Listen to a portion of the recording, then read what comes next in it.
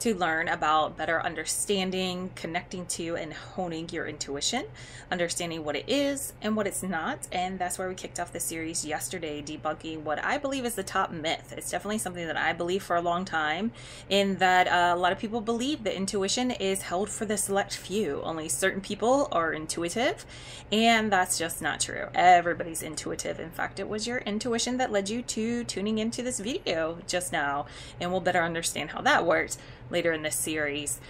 So today, thanks for coming back. Welcome to day number 2. I want to debunk another myth and go in a little bit deeper to what we started yesterday. So the myth today that we're going to take care of is the belief that intuition is a tool to help us be able to predict the future and be able to make different choices accordingly and basically manipulate life. And that's not what it's for. So if you're waiting for this booming voice to come from the sky or from within telling you what direction to go because of some impending doom, maybe a little bit of that will be intuitive guidance. Again, we'll understand that more as the series unfolds. But if you're sitting back waiting for this ability to predict the future so that you can manipulate life to make it how you want it, not really what the intuition is. And we kicked things off yesterday by debunking, of course, the first myth. And also, I gave you a little homework. I invited you to take on a challenge to spend the rest of the day listening to your inner voice. Yeah, the intuition, it's an inner guidance. So it's part of the communication that you hear going on inside of you. And we have to pay attention to that. We have to start to build a relationship with our inner self. And I mean, think about it. If you were going to have someone guide you through life, wouldn't you kind of want to be friends with that person, or at least have a nice, healthy level of mutual respect and honoring? Probably so. Probably so. So we got to do the same thing with our internal self, and we have to start paying attention to that inner self-talk. And we're not going to move forward, basically, until we get this really rooted. So it's really an extension of the self-love series that I did back in February, but building this relationship with yourself. And where we're going to start it when we're looking at better understanding, connecting to, and honing our intuition is paying attention to what the self-talk is like. What is the quality of the self-talk that goes on inside of you? And this isn't a right or wrong, you're doing things good or bad kind of exploration. This is just about upping our awareness, heightening our awareness of what's going on inside of us.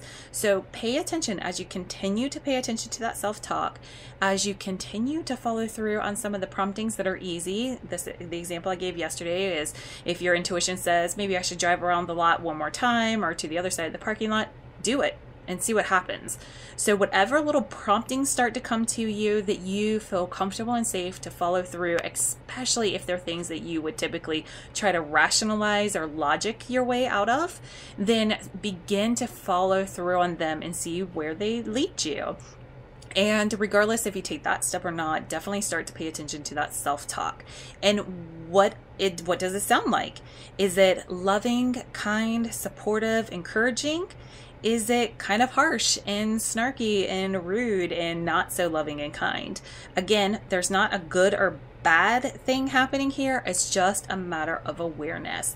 And we're going to talk more as the series continues, and tomorrow actually we're going to talk more about that self-talk, the quality of it, the tone of it. What does it mean? What is it telling you? So that you can begin to connect to your own inner guidance on a deeper level.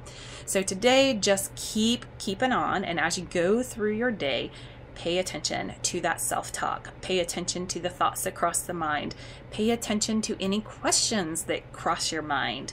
We'll talk more about those questions, those internal questions, and what they're trying to lead you to as the series goes on as well. But we have to pay attention to that before we can ever dive into understanding what it means and decoding those internal messages that you're getting. So start with the self-talk. Slow down to speed up, as one of my mentors always says. So just slow down. If you're feeling this gut instinct that it's time to move forward faster, that's okay. Just slow down. Take it one day at a time and begin at the beginning, which is connecting to your internal self. Pay attention to that self-talk. Pay attention to the quality of it, and continue to follow those promptings whenever they're easy. And we'll come back and do this again tomorrow. Sound good? I'll meet you here tomorrow sometime, and we'll take it another step further. For today, we have learned that intuition is not a tool to predict the future. It's just an internal guide helping you navigate the path. So no matter what comes up along the way, you can be calm, confident, assured, and relaxed as you go through whatever life brings you.